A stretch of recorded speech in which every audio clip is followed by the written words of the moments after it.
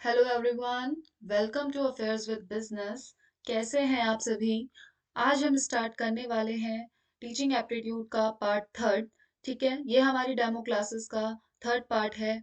इससे पहले हम कल भी कई सारे टॉपिक्स को कवर कर चुके हैं। ठीक है, हमने प्रिंसिपल्स कवर कर लिए हैं, टीचिंग के बेसिक्स कवर कर लिए हैं। और आज हम पढ़ेंगे मैक्सिम्स ऑफ टीचिंग। ठीक है, आज का हमारा जो टारगेट रहेगा वो रहेगा Maxim's of teaching. I hope आप लोग को क्लासेस पसंद आ रही होंगी। आज हमारा थर्ड पार्ट है टीचिंग एप्टीट्यूड का। इससे पहले कुछ मेरे बारे में जान लेते हैं। मेरा नाम ट्विंकल प्रकाश है। मेरी क्वालिफिकेशन है बी कॉम एम कॉम, और हाल ही में मैंने यूजीसी नेट को थर्ड टाइम क्वालिफाई किया है और अभी मैं कॉमर्स में पीएचडी कर रही हूँ। आज का टारगेट है Maxim's of teaching. Maxim's of teaching को भी हम कवर करेंगे, साथ में पीवाईक्यू करेंगे। जैसे कि इससे पिछले वाले सेशन में भी हम लोगों ने कुछ बेसिक कंसेप्ट्स को पढ़ा और साथ ही हमने पीवाईक्यू भी करे। पीवाईक्यू में भी हमने कई सारे नए नए कंसेप्ट्स को समझा। ठीक है, तो वो सारे कंसेप्ट्स हमारे एग्जाम पॉइंट ऑफ व्यू से भी बहुत ज्यादा इंपॉर्टेंट है। अगर वही क्वेश्चन नहीं भी आएंगे तो हमारे उन कंसेप्ट्स में से कुछ चीजें आ सकती हैं जो कि हमारे और क्वेश्चंस को सॉल्व करने में हेल्प करेगी। हमारा बेस जो होगा वो बिल्कुल क्लियर होगा। और वहीं पे बात होती है ना, जहाँ पे अगर बेस क्लियर होगा तो हम अच्छे से चीजें कर पाएंगे। ठीक है, तो आज का हमारा जो टॉपिक है वो स्टार्ट करते हैं और सब चीजें धीरे धीरे अच्छे से लिंक बाय लिंक समझते हुए चलेंगे। बिल्कुल भी घबराना नहीं है कि मैक्सिम्स ऑफ टीचिंग क्या होता है, इसमें क्या क्या चीजें आएंगी। बिल्कुल आराम से करेंगे, बहुत सिंपल वे में चीजों को समझेंगे और पीवाईक्यू भी सॉल्व करेंगे। तो स्टार्ट करते हैं आज का टॉपिक, मैक्सिम्स ऑफ टीचिंग। तो बच्चों देखो, मैक्सिम्स क्या होते हैं। पहली चीज है कि मैक्सिम्स का मतलब क्या है। ये वर्ड बड़ा अलग सा लग रहा है, क्या है ये चीज। हमने प्रिंसिपल्स पढ़े ना। हमने प्रिंसिपल्स प्रिंसिपल्स में क्या पढ़ा था? प्रिंसिपल्स में हमने पढ़ा कि कुछ गाइडलाइंस होती हैं। तो वहीं पे जैसे मैक्सिम्स होते हैं वो भी एक प्रिंसिपल्स की तरह ही होते हैं, कुछ गाइडलाइंस ही होती हैं। जिससे क्या होगा, हमारे जो टीचिंग के एक्शंस हैं वो इम्प्रूव होंगे कि किस तरीके से हम और इफेक्टिवली टीच कर पाएंगे, है ना। अब हम टीचिंग एप्टीट्यूड पढ़ रहे हैं। हमने पिछले क्लासेस में पढ़ा कि टीचिंग कैसे अच्छी बनाई जा सकती है, टीचिंग के क्या फंक्शंस होते हैं, फीचर्स क्या होते हैं, वेरिएबल्स क्या होते हैं, है ना। ये चीजें हमने समझ ली। आज हम पढ़ने वाले हैं कि इसके मैक्सिम्स क्या होते हैं। मैक्सिम्स मतलब हमको टीचिंग को कैसे बनाने के लिए क्या क्या चीजों की जरूरत है, कौन कौन से रूल्स होने चाहिए, प्रिंसिपल्स होने चाहिए, जिनको फॉलो करने में हमारी टीचिंग जो हो जाएगी अच्छी हो जाएगी। एक तरीका होता है टीचिंग करने का, है ना। एक तरीका होता है, ऐसा नहीं कि हम कहीं से भी कोई चीजें स्टार्ट कर दें, ऐसा नहीं हो सकता ना बच्चों। हमको क्या करना पड़ेगा, हमें चीजें एक वे में ले जानी पड़ेगी, हमें एक लिंक क्रिएट करनी पड़ेगी। तो वही जो मैक्सिम्स होते हैं वही चीजों को वो बताते हैं। तो मैक्सिम्स वर्ड से डरना नहीं है, हमें ये समझना है कि इसका मीनिंग क्या होता है और इसमें चीजें कौन कौन सी आती हैं। ठीक है, हमें ये समझना है। देखो, बहुत कुछ टाइप के मैगजीन्स है, बहुत सारे नहीं है, कुछ हैं। ठीक है, जिनको हमें डील करना है और उनके बेसिक कीवर्ड्स को हमें समझना है कि ये चीज इससे इससे रिलेटेड, हमें रटना नहीं है कुछ भी, हमें समझ समझ के चलना है कि अच्छा, अब ये वाला मैगजीन है तो ये वाला मैगजीन इस बारे में कह रहा है, ये वाला मैगजीन इस बारे में कहता है। तो क्या होगा, जब उनसे रिलेटेड क्वेश्चंस होंगे ना, तो आपको पता होगा कि इस मैगजीन के अंदर ये बात कही गई थी और ये इस चीज को डिस्क्राइब कर रहा है ये मैगजीन। तो आपको ये चीज पता होगी, है ना। उससे क्या होगा, क्वेश्चन किसी भी टाइप से आ जाए फिर, क्योंकि आपका कंसेप्ट क्लियर होगा तो आप इजीली क्वेश्चन को टैकल कर पाएंगे। अगर हमारे कंसेप्ट क्लियर नहीं होते तब हम लोग वहां पे फंस जाते हैं। इसलिए कंसेप्ट में जोर दो, कंसेप्ट क्लियर होना चाहिए तो क्वेश्चन भी अपने आप सॉल्व होंगे, है ना। क्वेश्चन भी सॉल्व होंगे, जब हम क्वेश्चन सॉल्व कर रहे हैं वहां पे भी हम अपने कंसेप्ट को क्लियर कर रहे हैं। ठीक है, तो ये चीजें बहुत इंपॉर्टेंट है। स्टार्ट करते हैं। देखो, Maxim's of teaching, Maxim's of teaching क्या है, कुछ रूल्स हैं, कुछ फंडामेंटल्स प्रिंसिपल्स हैं जो कि क्या होते हैं, that has evolve over a period of time and it is a guide for future action and behaviour. जो कि क्या होते हैं, हमारे जो भी एक्शन है, जो भी हमारा बिहेवियर रहने वाला है पढ़ाने का, उसके लिए गाइड है। वो हमें डायरेक्शन प्रोवाइड करेंगे कि इस तरीके से अगर आप चीजें करेंगे तो आप एक अच्छे टीचर बन सकते हैं, एक आप अच्छे तरीके से पढ़ा सकते हैं, आपकी चीजें पढ़ाई हुई बच्चों को समझ में आएंगी, है ना। तो क्या क्या चीजें हैं, वो कौन कौन से मैक्सिम है। हमारा पहला मैक्सिम है known to unknown. Known to unknown क्या मतलब है इसका, कि मतलब हमें जब हम टीचिंग करते हैं ना बच्चों, तो हमको किस तरीके से टीचिंग करनी चाहिए, चाहे वो कोई भी लेवल पे हो। अगर हम बच्चों को पढ़ा रहे हैं वो लेवल पे भी, और अगर हम बड़े लेवल पे पढ़ा रहे हैं तो भी। तो एक फ्लो होना चाहिए, वो होना चाहिए नोन टू अननोन का। अगर डायरेक्टली आपको अननोन चीज़ बता दी जाए, है ना? अगर हम बच्चे का लेवल देखें वहीं पे, तो उसको हम पहले किन चीज़ों से रिलेट कराते हैं, जो चीज़ें वो जानता है ऑलरेडी, है ना? वो चीज़ें जब जानेगा तो देन उसको अननोन की तरफ ले जाएँगे। अगर हम एकदम से उसको पहले ही 9th क्लास की बुक पकड़ा दें और उसमें हम उसको पढ़ाने लग जाएँ, तो क्या वो समझ पाएगा चीज़ें? नहीं, क्योंकि कई सारी ऐसी चीज़ें हैं उस बुक में जिसके बारे में वो बिल्कुल भी 0% अवेयर है, कुछ भी नहीं पता, है ना? एक अगर आप से सेकंड क्लास, थर्ड क्लास के बच्चे को देंगे वो चीज़, तो उसको नहीं पता। बट वहीं पे जो जैसे साइंस के सब्जेक्ट या मैथ्स के सब्जेक्ट वो पढ़ता है, उन्हीं से रिलेटेड हम क्वेश्चंस पहले करवाएँगे, उसके बाद धीरे-धीरे हम उसके वन बाय वन चीज़ें आगे बढ़ाएँगे। तो एक क्या होना चाहिए, फ्लो होना चाहिए। चीज़ों को बताने का भी एक तरीका होगा, तो क्या होगा, नोन टू अननोन का। तो पहले जैसे हमने जब यूनिट स्टार्ट करी थी, इस लेवल में भी, तो पहले हम वो चीज़ें बताएँगे कि टीचिंग क्या है, तो टीचिंग को मतलब आप भी समझते हैं, है ना? कि पढ़ाना, पढ़ाने को हम टीचिंग कहते हैं। वहीं पे फिर हमने एप्टीट्यूड से रिलेट करा कि एप्टीट्यूड क्या होता है? एप्टीट्यूड का मतलब क्या होता है? जहाँ पे हम हमारी एबिलिटी को देखा जाता है, एक टीचर की एबिलिटी को देखा जाए, तो हमने आपको मीनिंग बताया। तो आपकी जो चीज़ें आपको पता थी, आपको पता था टीचिंग, उसको वहीं पे हमने रिलेट करा, नोन टू अननोन की तरफ अब हम ले जा रहे हैं। जैसे मैक्सिम्स हम पढ़ा रहे हैं, प्रिंसिपल्स हम पढ़ा रहे हैं। एकदम से अगर हम बिना मीनिंग बताए उस चीज़ का डायरेक्टली हम मैक्सिम्स, प्रिंसिपल, फंक्शंस में ले आते, वेरिएबल्स में ले आते, तो क्या चीज़ें समझना टफ हो जाता? है ना? हो जाता, नहीं आती चीज़ें समझ में। तो वही प्रिंसिपल जो है पहला वाला, वो क्या कह रहा है, फ्रॉम नोन टू अननोन कह रहा है कि this maxim states that the new knowledge to be given to the people must be logically linked with their previous knowledge. मतलब जो भी आप न्यू नॉलेज बच्चे को देने वाले हैं, उस नॉलेज को आपकी प्रीवियस नॉलेज से, उस बच्चे की प्रीवियस नॉलेज से लॉजिकली लिंक्ड होना ज़रूरी है।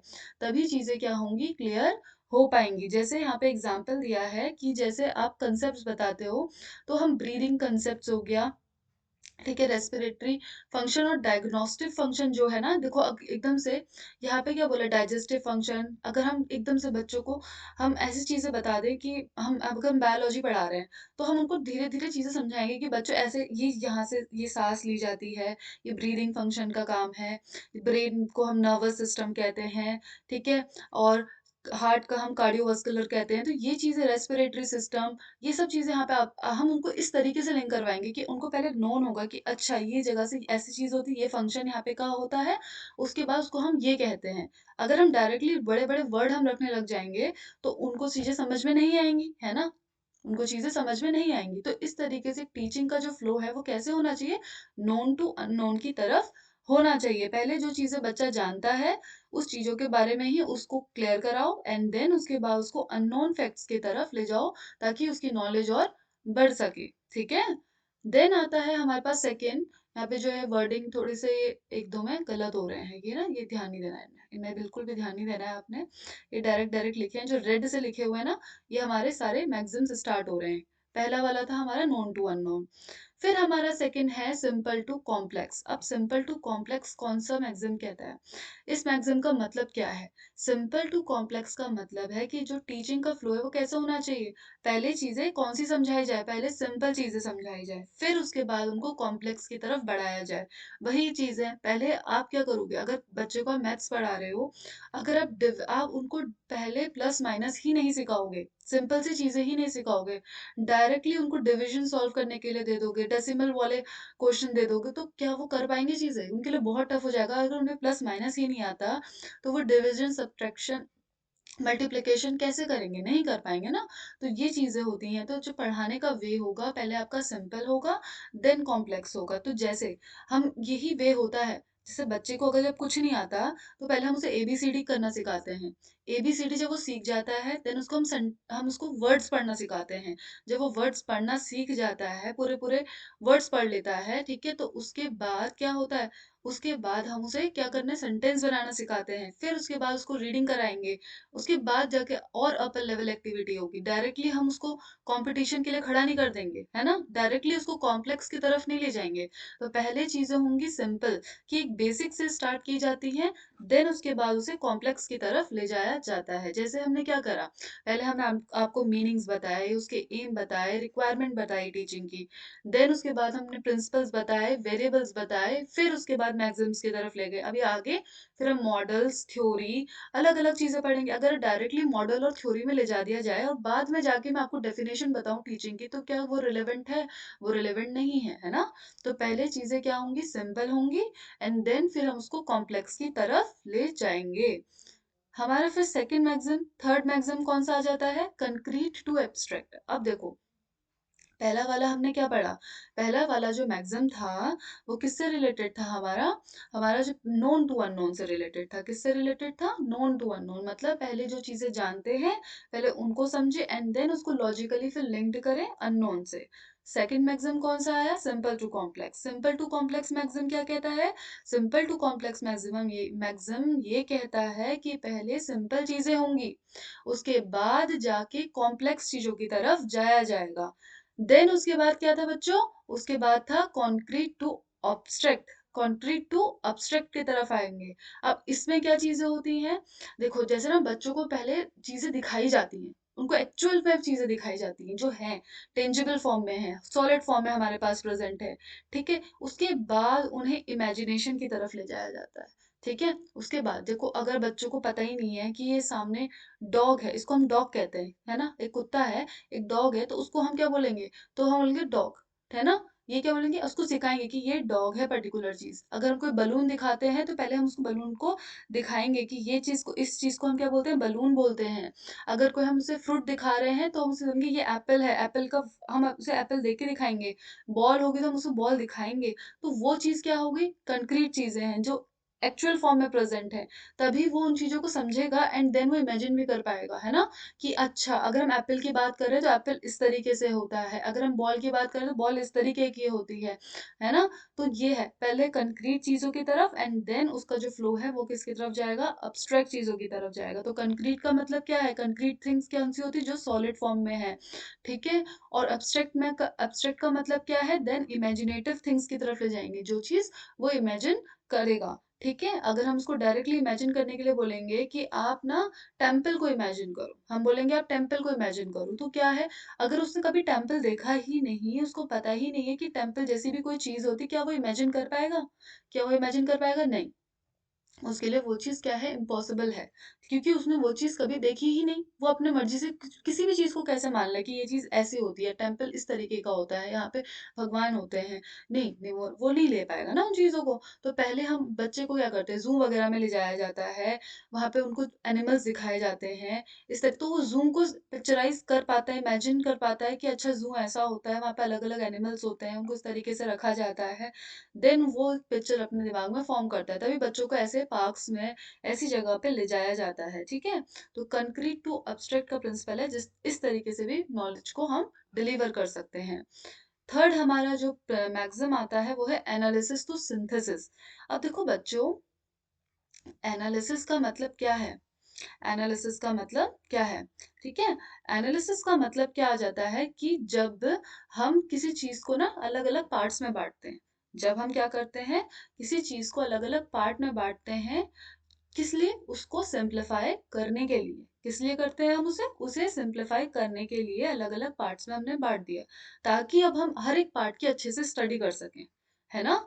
तो हम उसको क्या बोलते हैं? एनालिसिस करना। वहीं पे सिंथेसिस करना क्या होता है? जहाँ पे हम बहुत सारे पार्ट्स को एक साथ जोड़ देते हैं और एक पर्टिकुलर पार्ट बना देते हैं, उसको बोलते हैं सिंथेसाइज कर देना। उसे क्या कहते हैं? सिंथेसाइज करना। तो इस तरीके से भी होता है एनालिसिस टू सिंथेसिस, इसको बोलते हैं। पहले एनालाइज करेंगे, एनालाइज करने के लिए हम उसको अलग अलग पार्ट्स में बांटेंगे एंड देन उसको फिर एक पर्टिकुलर फॉर्म में रख देना, सिंथेसिस कहलाता है। ठीक है, तो एनालिसिस में क्या लिखा हुआ है? When we divide a thing into easy parts. क्या बोला गया है? देखो, एनालिसिस में क्या बोला है? जब हम किसी थिंग को, किसी चीज को एक इजी पार्ट्स में, एलिमेंट्स में डिवाइड कर देते हैं, उस चीज को हम क्या बोलते हैं? एनालिसिस बोलते हैं। क्या बोलते हैं? एनालिसिस बोलते हैं। वहीं पे देखो, यहाँ पे देखो डायग्राम भी दिया हुआ है। देखो, आपको समझाने के लिए मैं डायग्राम भी रखा है। एनालिसिस का मतलब क्या है? एनालिसिस का मतलब जैसे हम अलग अलग पार्ट्स में उस चीज को डिवाइड कर रहे हैं, वहीं पे सिंथेसिस में क्या करा? इन सब पार्ट्स को मिला के एक कर दिया, है ना। तो ये हो जाता है सिंथेसाइज करना। क्लियर होगी बात?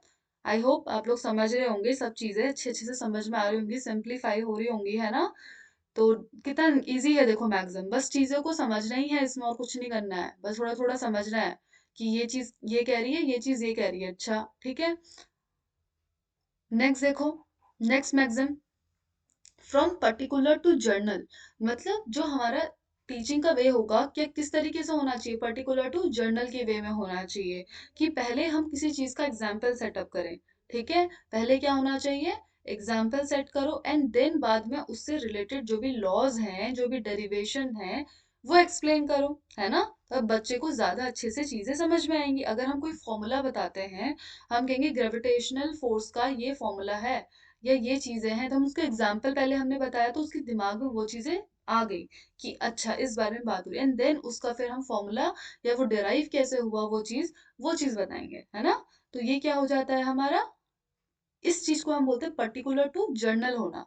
पर्टिकुलर टू जर्नल, पहले एग्जाम्पल एंड देन उससे रिलेटेड लॉज एंड डेरिवेशन को एक्सप्लेन करना, ठीक है। The student should present with example first, पहले एग्जाम्पल उसको दो and then general laws and their derivations can be explained.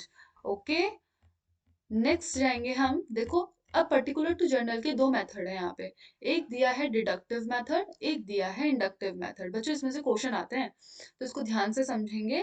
देखो डिडक्टिव मेथड में क्या होता है, हमारे पास ऑलरेडी जो है नॉलेज वो हमारे पास पड़ी है, मतलब हमारे पास कोई ऑलरेडी मान लो बुक है, वो है हमारे पास, ठीक है। उसके अंदर जो भी चीजें हम उसी को पढ़ के कुछ न्यू चीज हम बताएंगे या कुछ हम उसी में से जो भी चीजें हैं सम अप करके लिखेंगे, तो वो हो जाएगा एक टाइप का डिडक्टिव फॉर्म, जिसमें हमें क्या करना है, ऑलरेडी हमारे पास थ्योरी पड़ी हुई है, हमें उसी में से समझ के हम कुछ ऑब्जर्व करके देन हम अपनी बात बोलेंगे। बट इंडक्टिव में क्या होता है ना बच्चों, इंडक्टिव जो मेथड होता है उसमें से क्या करते हैं, हम एक न्यू नॉलेज डिराइव कर रहे हैं। आप क्या कर रहे हो, ये कुछ डिस्कवर कर रहे हो, कुछ न्यू नॉलेज को डिराइव कर रहे हो, ठीक है। आप आप पहले इंफॉर्मेशन को कलेक्ट कर, आप इंफॉर्मेशन को ऑब्जर्व करके कुछ करके न्यू फर्स्ट हैंड इंफॉर्मेशन दोगे जो अभी तक सोसाइटी में पता ही नहीं थी, जो अभी तक सोसाइटी में पता ही नहीं थी। इसमें बहुत मेहनत लगती है, ये उस टाइप का मेथड होता है, ठीक है। ये क्या होता है, ये अलग टाइप का मेथड होगा जिसमें आप क्या करोगे, इन डीप स्टडी करोगे, इन डीप स्टडी करने के बाद आप कुछ नया बताओगे और उससे रिलेटेड एक नई थ्योरी बाद में डेवलप करोगे, ठीक है। आप क्या करोगे, पहले उस प्रॉब्लम को आइडेंटिफाई करोगे, फिर हाइपोथेसिस बनाओगे उससे रिलेटेड, मतलब हाइपोथेसिस क्या बोल दिया मैम ने, आप बोलोगे हाइपोथेसिस क्या होता है। हाइपोथेसिस का मतलब क्या है कि आप जो आपके पॉइंट ऑफ व्यू है, जो आप सोचते हो कि ये चीज इस चीज से रिलेट हो सकती है, ये इस वजह से है, ये प्रॉब्लम इस वजह से है, वो क्या हाइपोथेसिस है उसकी, ठीक है।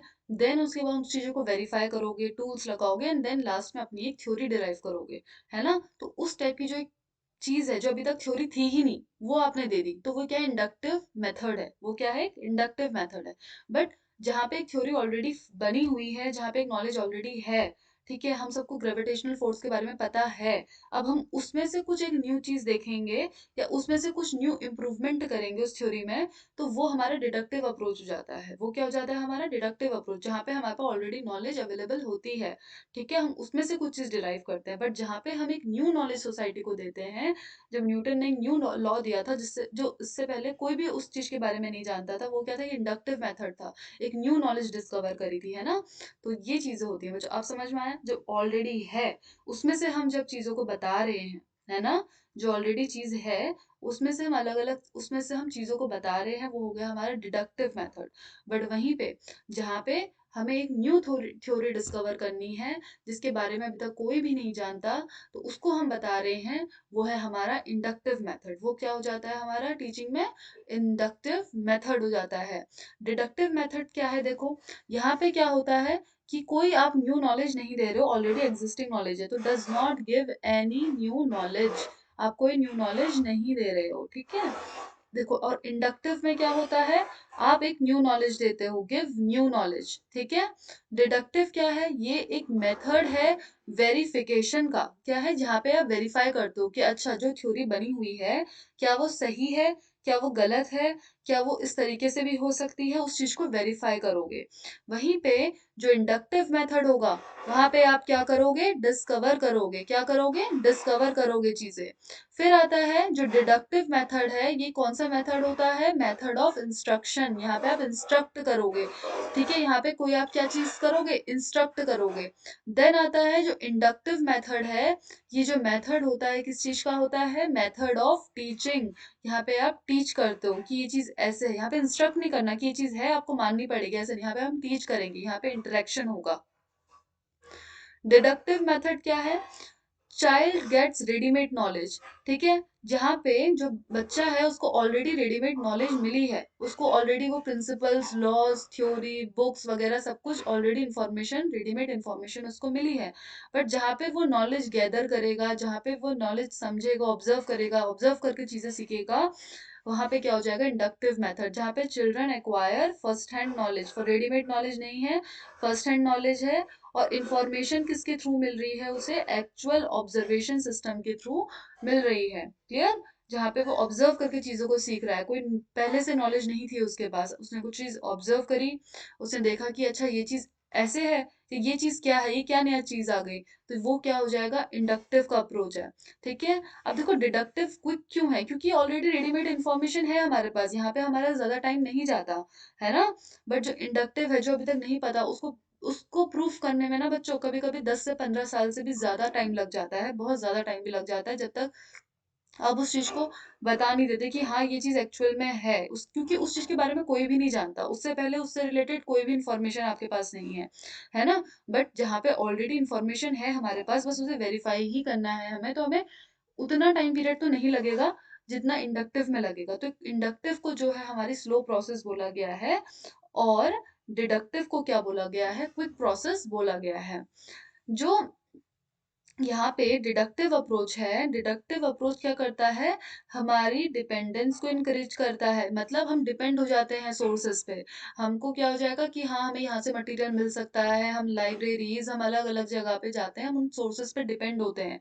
ठीक है, क्योंकि हमारे पास ऑलरेडी एग्जिस्टिंग नॉलेज होती है, रेडीमेड इंफॉर्मेशन हमें मिलती है। ठीक है, कई सारा वर्क पहले किया हुआ होता है।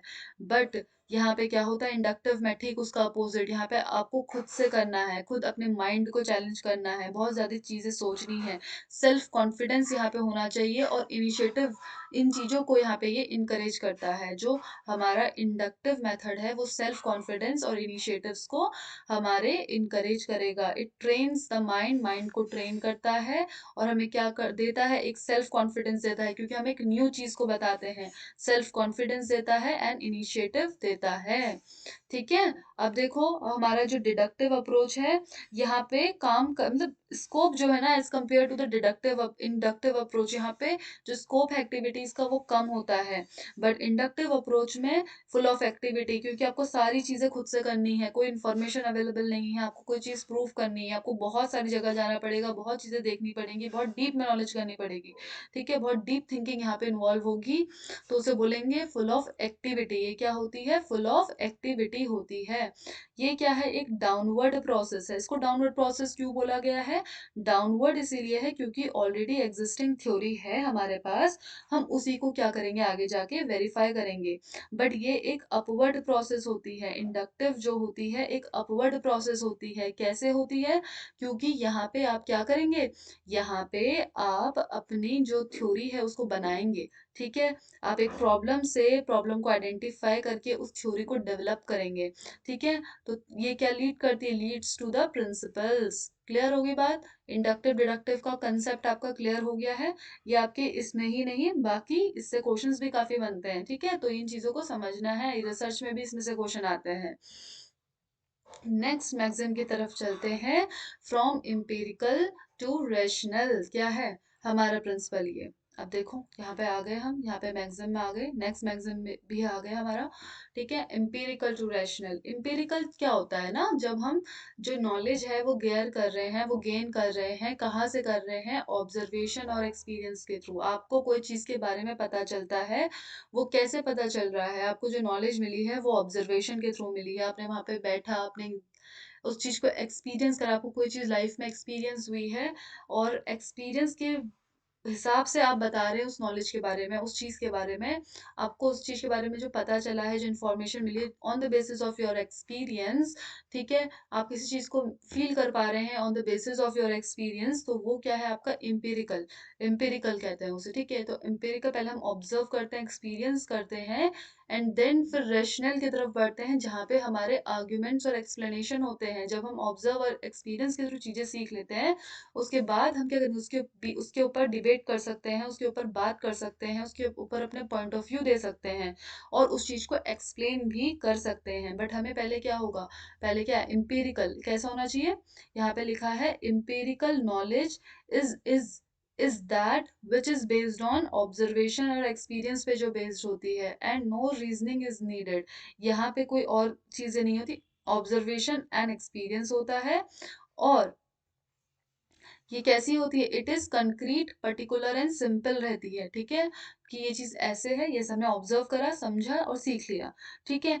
देन उसके बाद we can feel and experience it, ठीक है? हम उसको फील कर सकते हैं, एक्सपीरियंस कर सकते हैं। ऑन दी अदर हैंड जो रेशनल नॉलेज होती है वो किस पे बेस्ड होती है, आर्ग्यूमेंट्स पे बेस्ड होती है और एक्सप्लेनेशंस में बेस्ड होती है। क्लियर होगी बात? ठीक है, तो इम्पेरिकल से आप क्या समझ रहे हैं, जो चीज ऑब्जर्वेशन और एक्सपीरियंस पे बेस्ड है, जिसको हम फील कर सकते हैं, एक्सपीरियंस कर सकते हैं, ये पर्टिकुलर कंक्रीट और सिंपल टाइप होती है, ठीक है? कंक्रीट का मतलब सॉलिड फॉर्म में, पर्टिकुलर है, सिंपल है, इजी है समझना, ठीक है? तो ये क्या हो गया हमारा इम्पेरिकल। इम्पेरिकल मतलब समझ में आ गई ना चीजें, ऑब्जर्वेशन एक्सपीरियंस पे बेस्ड, और जैसे हम फील कर सकते हैं, एक्सपीरियंस कर सकते हैं, पर्टिकुलर है, सिंपल है, कंक्रीट है, ये चीजें हमें याद रखनी है। रेशनल, रेशनल का मतलब क्या होगा, देन उसके बाद क्या होगा कि तब जब हमको सब कुछ चीजें उसके बारे में समझ में आ जाएंगी, तब हम उसके ऊपर आर्ग्यूमेंट्स कर सकते हैं, अपने पॉइंट ऑफ व्यू रख सकते हैं, डिबेट्स कर सकते हैं एंड उसे उस चीज को एक्सप्लेन भी कर सकते हैं। जब हम उसे फील करेंगे, एक्सपीरियंस करेंगे, तभी तो एक्सप्लेन कर पाएंगे ना चीजों को। तो ये चीज होती है।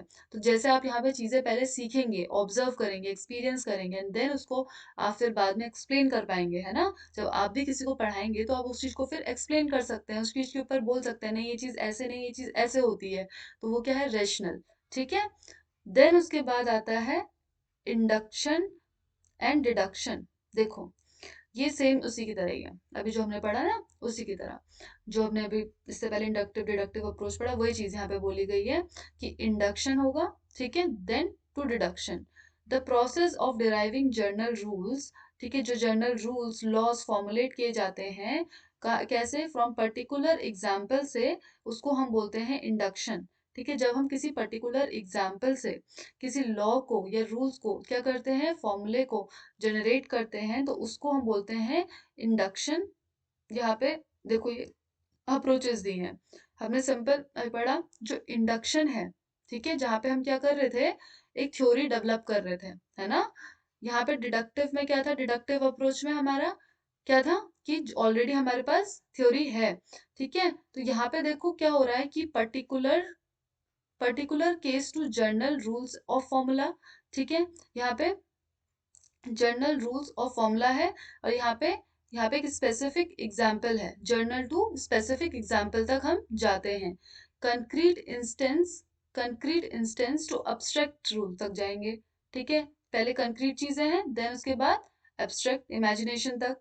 यहाँ पे नोन चीज से फिर अननोन की तरफ है एंड देन यहाँ पे सिंपल टू कॉम्प्लेक्स चीजें जाती हैं।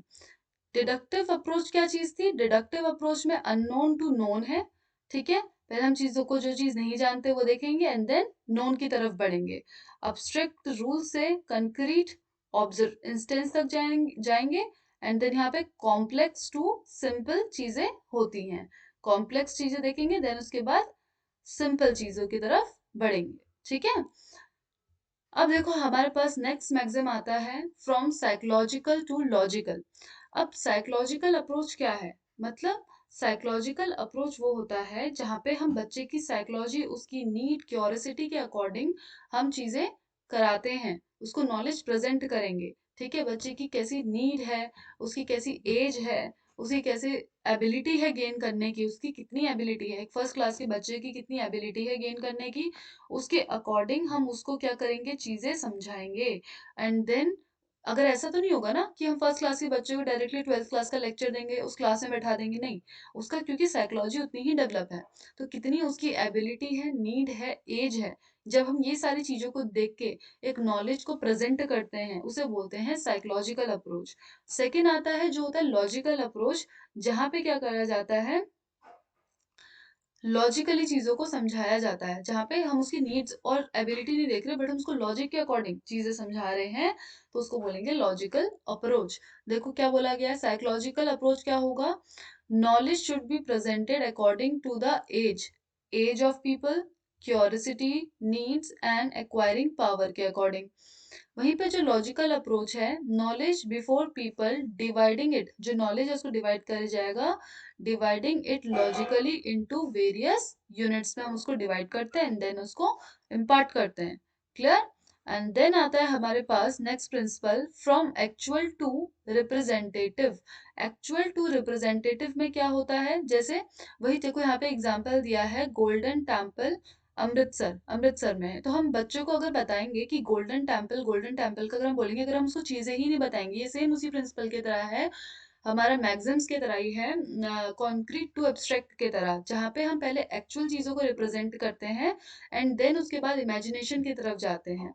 तो वहीं पे टीचिंग कब इफेक्टिव होती है, जब हम एक्चुअल थिंग्स को रिप्रेजेंट करते हैं instead of artificial one before the people in classroom. तो पहले हम क्या करेंगे, एक्चुअल चीजों को प्रेजेंट करने की कोशिश करेंगे, जिससे बच्चे की माइंड में वो पिक्चर फॉर्म हो एंड देन उसके बाद उसे उससे क्या होगा कि वो चीजों को ज्यादा अच्छे से समझेगा। अगर हम आर्टिफिशियल चीजों के थ्रू ही ज्यादा समझाएंगे तो वो चीजें नहीं गेन कर पाएंगे उस लेवल पे। ठीक है, तो ये यहाँ पे ये चीज हो जाती है एक्चुअल टू रिप्रेजेंटेटिव।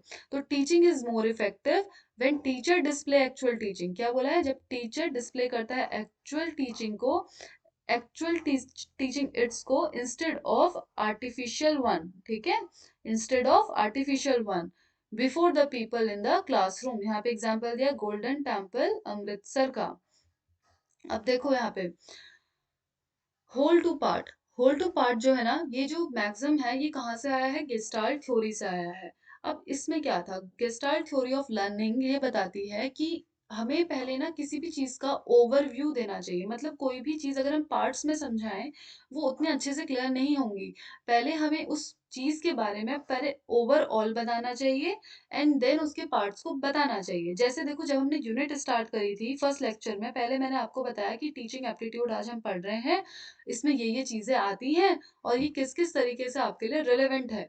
ये क्यों रिलेवेंट है, यूनिट एग्जाम के पॉइंट ऑफ व्यू से कैसे रिलेवेंट है, हमारी लाइफ के पर्पज से कैसे रिलेवेंट है, हमारे प्रोफेशनल लाइफ से कैसे रिलेवेंट है, हमने ये चीजें भी वहाँ पे डिस्कस करी। एक ओवरऑल व्यू आपको दे दिया गया, सिलेबस बताया गया, तो उससे क्या हुआ, आपके माइंड में एक पिक्चर फ्रेम हो गई कि टीचिंग एप्टीट्यूड की यूनिट में ये चीजें हैं, ऐसे ऐसी चीजें आनी आ सकती हैं एग्जाम में, इन टॉपिक से क्वेश्चंस आ सकते हैं, है ना। आपके दिमाग में एक पिक्चर आ गई, तो वही है गेस्टाल्ट थ्योरी कि पहले एक टीचर को होल व्यू देना चाहिए, देन उसके बाद उसके पार्ट्स बताने चाहिए। अब नेक्स्ट नेक्स्ट क्लासेस में हमने क्या करा, हमने टीचिंग एप्टीट्यूड के डिफरेंट कंसेप्ट को पढ़ा, है ना। तो वो क्या हो गया कि पहले हमने ओवरऑल व्यू समझा एंड देन उसके हमने पार्ट्स को पढ़ा।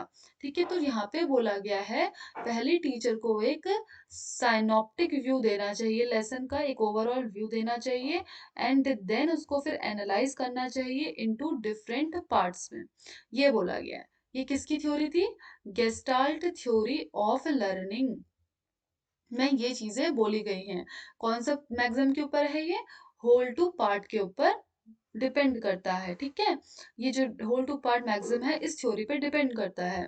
अब देखो गेस्टाल्ट साइकोलॉजी में यहाँ पे हमारे पास पांच उन्होंने रूल्स दिए थे, 5 रूल्स दिए थे हमारे। तो पहला रूल जो है वो है प्रॉक्सिमिटी का। किसका रूल है, प्रॉक्सिमिटी। प्रॉक्सिमिटी का रूल क्या कह रहा है कि अगर हम किसी ऑब्जेक्ट को, किसी हम ऑब्जेक्ट को, ठीक है, when objects are place together, जब हम किसी ऑब्जेक्ट को साथ में रखते हैं तो हमें लगता है कि वो एक ही ग्रुप के हैं। क्या लगता है, वो एक ही ग्रुप से बिलोंग करते हैं। अगर हम किसी ऑब्जेक्ट को साथ में रख रहे हैं तो हम कहेंगे कि एक ही ग्रुप से बिलोंग करते हैं। ये बोलता है प्रॉक्सिमिटी का प्रिंसिपल। प्रॉक्सिमिटी किसके बारे में बात करता है, टुगेदरनेस के बारे में। ठीक है, टुगेदरनेस के बारे में यहाँ पे बात की जाती है। वहीं पे सिमिलैरिटी का मतलब है कि अगर कोई दो ऑब्जेक्ट एक जैसे दिख रहे हैं, क्या दिख रहे हैं, एक जैसे दिख रहे हैं, तो हम क्या मानते हैं उसे, एक ग्रुप और एक ही पैटर्न का मानते हैं। एक ग्रुप और एक ही पैटर्न का मानते हैं। अगर कोई ऑब्जेक्ट सिमिलर, तो सिमिलैरिटी जिसमें बात की गई है वो बोलते हैं सिमिलैरिटी का, जहाँ पे दो ऑब्जेक्ट सिमिलर दिख रहे हैं। और प्रॉक्सिमिटी किसकी बात किस में बात कर रहा है, टुगेदरनेस की बात, कि दो ऑब्जेक्ट जब एक साथ होते हैं, टुगेदर होते हैं, ठीक है, तो वो एक ही ग्रुप का माना जाते हैं। कॉन्टिन्यूअस क्या है, कि मतलब कि हमारा, जैसे when the eye is compelled to move from one object to another, एक ऑब्जेक्ट से दूसरे ऑब्जेक्ट की तरफ जब हमारा ध्यान जा रहा है, ठीक है, तो जब ये चीजें होती है इसको बोलते हैं कॉन्टिन्यूएंस। इसे क्या बोलते हैं, कौन सा रूल बोलता है, कॉन्टिन्यूएंस का, कि when the eye is compelled to move from one object to another, कहाँ से, एक ऑब्जेक्ट से अनदर ऑब्जेक्ट की तरफ जाता है, from one object to another, इसको बोलते हैं कॉन्टिन्यूएंस। देन आता है हमारे पास प्रिंसिपल क्लोजर का, कि अगर दो चीजें हैं, when an object is incomplete और नॉट कंप्लीटली इनक्लोज्ड, मतलब जब दो ऑब्जेक्ट आपस में पूरी तरीके से क्लोज नहीं है, तो उसको हम बोलेंगे कि ये क्या है, इनकम्प्लीट है, क्या है, इनकम्प्लीट है। फिगर एंड ग्राउंड का मतलब क्या होता है, जब आई दो कोई भी ऑब्जेक्ट को उसकी सराउंडिंग के बेसिस में क्या करती है, डिफ्रेंशिएट करती है, आपस में क्या करती है, डिफ्रेंशिएट करती है, कि ये पर्टिकुलर चीज यहाँ पे से बिलोंग करती है, ये पर्टिकुलर चीज यहाँ से बिलोंग करती है, तो उसको क्या कहते हैं, ग्राउंड, फिगर एंड ग्राउंड का रूल। कौन सा रूल, फिगर एंड ग्राउंड का रूल। तो when the I differentiate an object, क्या करती है, differentiate an object from its surrounding के उससे, उसकी सराउंडिंग के उससे उसको क्या करना है, डिफ्रेंशिएट करना, ठीक है। तो जब ऑब्जेक्ट्स को उसकी सराउंडिंग के उससे डिफरेंशिएट किया जाता है, उसे बोलते हैं फिगर एंड ग्राउंड, ठीक है। तो हमारे पास कौन से प्रिंसिपल आ गए, proximity, similarity, continuance, proximity, similarity, continuance, closure and figure and ground. तो प्रॉक्सिमिटी किससे रिलेटेड था, टुगेदरनेस। सिमिलैरिटी, हमारा सिमिलर अगर है तो दोनों को एक ही ग्रुप का माना जाएगा, ठीक है। कॉन्टिन्यूएंस, जो जब आई एक ऑब्जेक्टिव पूरा फिर दूसरा ऑब्जेक्टिव, ठीक है, तो one objective to another objective हम मूव कर रहे हैं, तो कॉन्टिन्यूएंस का रूल। क्लोजर, जब क्लोजर नहीं है तो इनकम्प्लीट माना जाता है, क्या माना जाता है, ऑब्जेक्ट इज इनकम्प्लीट माना जाता है। फिगर एंड ग्राउंड, जब सराउंडिंग के बेसिस में उन्हें डिफरेंशिएट किया जा रहा है, तो उसे हम बोलेंगे फिगर एंड ग्राउंड करना। तो ये गेस्टाल्ट थ्योरी ऑफ साइकोलॉजी के 5 रूल थे, ठीक है। समझ में आ रही है चीजें, यहाँ तक तो हो ही गया। बस अब थोड़े से मैक्सिमम बचे हैं, उसे कंप्लीट करना है, ज्यादा नहीं है, थोड़े और हैं बस, अब ज्यादा नहीं है, बस 3 मैक्सिमम और बचे हैं। बहुत सारा कंप्लीट कर लिया आप लोगों ने, ठीक है। अब बस 3 मैक्सिम्स और कर लो, बस फिर थोड़े से क्वेश्चन कंप्लीट, आज का लेक्चर कंप्लीट हो जाएगा।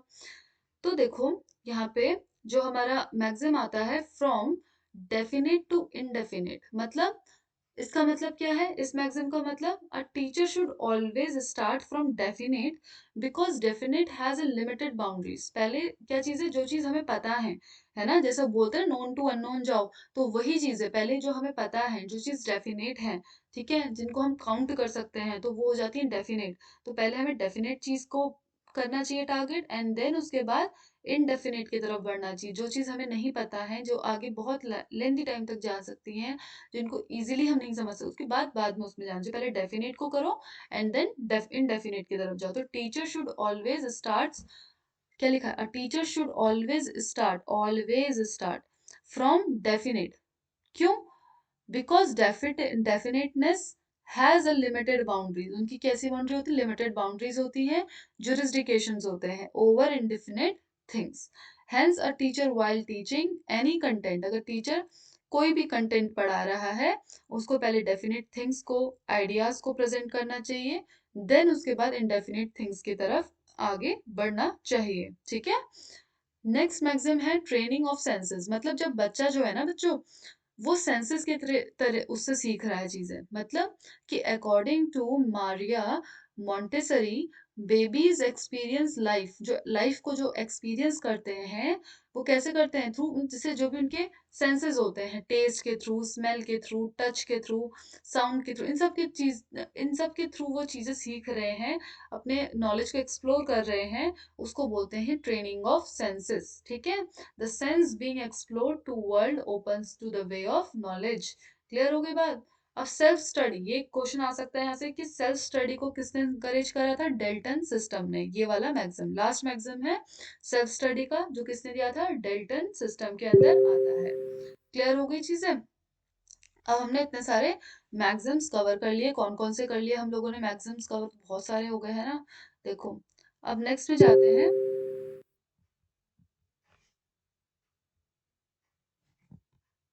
देखो, देखो हमने सिंपल टू कॉम्प्लेक्स देख लिया, known to unknown, seen to unseen, ये concrete to abstract, particular to general, whole to part, indefinite to definite, psychological to logical, analysis, synthesis, senses का, सेल्फ स्टडी का, हमने बहुत सारे प्रिंसिपल्स यहाँ पे कवर कर लिए हैं आपने। अब हम करेंगे कुछ पीवाईक्यू। ठीक है, अब हम कुछ करेंगे पीवाईक्यू। अब पीवाईक्यू में किस टाइप से क्वेश्चंस हैं, या देखो ये मैक्सिमम से किस टाइप से क्वेश्चन आ सकता है, ये भी हमें देखना है। तो देखो ये है, for optimising learning outcome which of the following factor has be, देखो ये मैक्सिमम से क्वेश्चन है, तो हमें कौन सा, देखो फॉर ऑप्टिमाइजिंग लर्निंग आउटकम को बढ़ाने के लिए which of the following factor has been identify the most effective in term of research evidence in global context.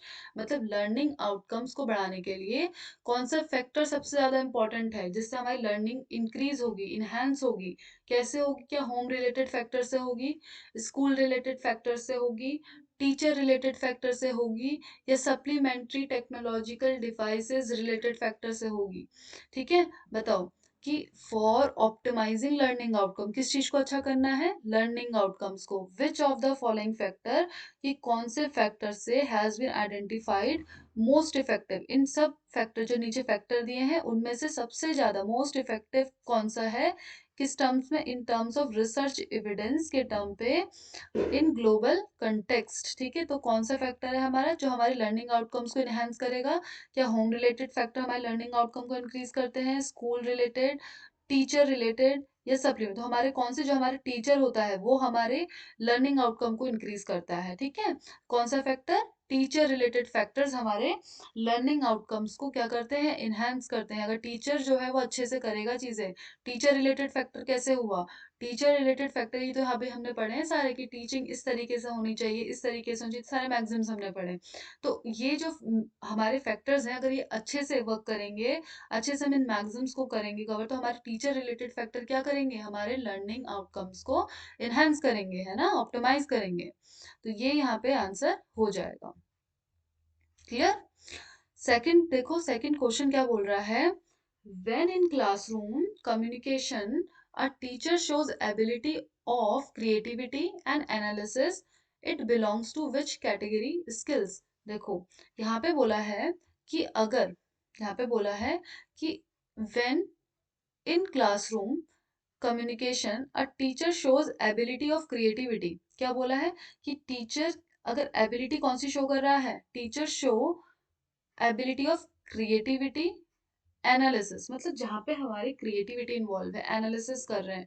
ठीक है, तो कौन से स्किल्स हमारी इन्वॉल्व होती है जहाँ पे क्रिएटिविटी, क्रिएटिविटी का काम कौन सा है?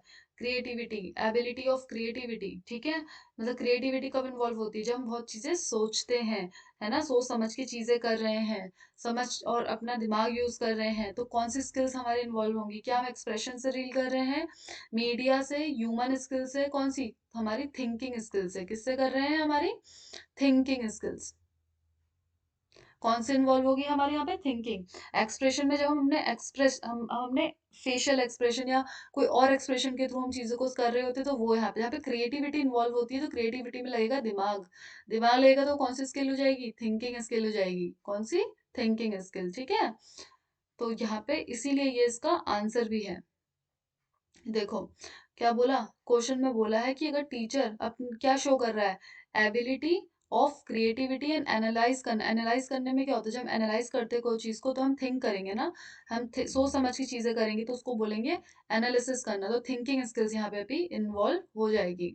ठीक है, नेक्स्ट आता है हमारे पास, देखो मैच ऑफ द फॉलोइंग से भी क्वेश्चन आ रखे हैं, यहाँ पे देखते हैं। हमने कल जिस बच्चे ने कल की क्लास पढ़ी उसने कल की बिहेवियर पढ़े होंगे, की बिहेवियर और हेल्पिंग बिहेवियर कल मैंने बताया था आप लोगों को, है ना। अब इसका डिस्क्रिप्शन यहाँ पे दे रखा है कि इनको मैच करने हैं। ठीक है, हमारे टीचिंग में कौन कौन से यहाँ पे लर्निंग जो बिहेवियर थे हमारे टीचिंग के, ठीक है, तो यहाँ पे दिए की बिहेवियर अब की बिहेवियर में हमारे कौन कौन से थे? Lesson clarity, instructional variety, engagement in learning process and student success rate. ठीक है, तो कैसे ये मैच हो रहे हैं देखना पड़ेगा हमें। ठीक है, तो लेसन क्लैरिटी मतलब जब लेसन हमारा क्लियर होगा, है ना, कैसे लेसन की क्लैरिटी हो रही है, कहाँ पे अगर कॉन्फिडेंट है तो लेसन क्लैरिटी है। वहीं पे इंस्ट्रक्शनल वैरायटी मतलब जहाँ पे डिलीवर करते हैं लेक्चर को, क्या करते हैं, डिलीवर करना लेक्चर को, उसको बोलते हैं हम अलग अलग किस तरीके से हम ऐसे लेक्चर डिलीवर कर रहे हैं कि हम अपना ऑब्जेक्टिव को फुलफिल कर रहे हैं, जिस वजह से यहाँ पे क्लास ली जा रही है वो फुलफिल हो, सो ऑब्जेक्टिव को फुलफिल करना उसको बोलते हैं लेक्चर को डिलीवर करना, तो उसे बोला जाता है instructional variety. Engagement in learning process means student कितना अपनी पढ़ाई में ध्यान दे रहा है, उसे क्या बोलते हैं, एंगेजमेंट इन लर्निंग प्रोसेस, कि कितना वो क्लासरूम में अपना टाइम डिवोट कर रहा है। वहीं पे आता है कि स्टूडेंट सक्सेस रेट किससे मिल रहा है, कि स्टूडेंट की कितनी कॉम्पिटेंस है अपने सब्जेक्ट को पूरा करने की। ठीक है, तो वो स्टूडेंट का सक्सेस रेट हो जाता है। तो देखो यहाँ पे अभी कौन सा किससे मैच कर रहा है। अब यहाँ पे बोला है पहला option, frequency with which student understand and correctly complete the exercise. ठीक है, मतलब स्टूडेंट ने क्या करा, चीजें अच्छे से समझी हैं स्टूडेंट, अंडरस्टैंड, है ना, और अपनी जो जो उसको काम दिया था उसको करेक्टली करा बिल्कुल। तो ये स्टूडेंट का क्या बता रहा है, ये उसके सक्सेस रेट को बता रहा है कि यहाँ पे स्टूडेंट की कॉम्पिटेंस देखी जा रही है कि वो कितने अच्छे से चीजों को अंडरस्टैंड कर रहा है, और अपने एक्सरसाइज जो भी उसको वर्क दिया था उसे भी उसने क्लियरली पूरा करा। तो ये स्टूडेंट का सक्सेस रेट से क्या हो जाएगा, मैच हो जाएगा। बच्चों देखो ना, ऐसा होता है कभी कभी हमें सारे ऑप्शन नहीं पता होते, तो मैच ऑफ द फॉलोइंग एक ऐसा क्वेश्चन होता है जिसमें आप ऑप्शंस के थ्रू भी चीजें बना सकते हैं, ऑप्शंस के थ्रू भी चीजें बना सकते हैं, अगर हमें एक दो ऑप्शंस आते हैं उसके थ्रू भी हमारा जो क्वेश्चन है वो सॉल्व हो जाता है। ठीक है, तो यहाँ पे क्या चीजें हो रही हैं देखो, मान लो कि हमें सारे ऑप्शन नहीं आते, तो यहाँ पे हमने सक्सेस रेट को मिला लिया कि ठीक है इसने अच्छे से चीजों को अंडरस्टैंड करना और कंप्लीट करना एक्सरसाइज, ये हमारे सक्सेस रेट को। तो अगर हम ऑप्शन देखें तो ऑप्शन में डी से ही हमारा पूरा क्वेश्चन बन जा रहा है। देखो डी जो है ऑप्शन, ये 1 हो जा रहा है। फिर भी हम चेक कर लेते हैं, यहाँ पे बोला गया है, अब देखो यहाँ पे the amount of student time devote in the learning in the classroom.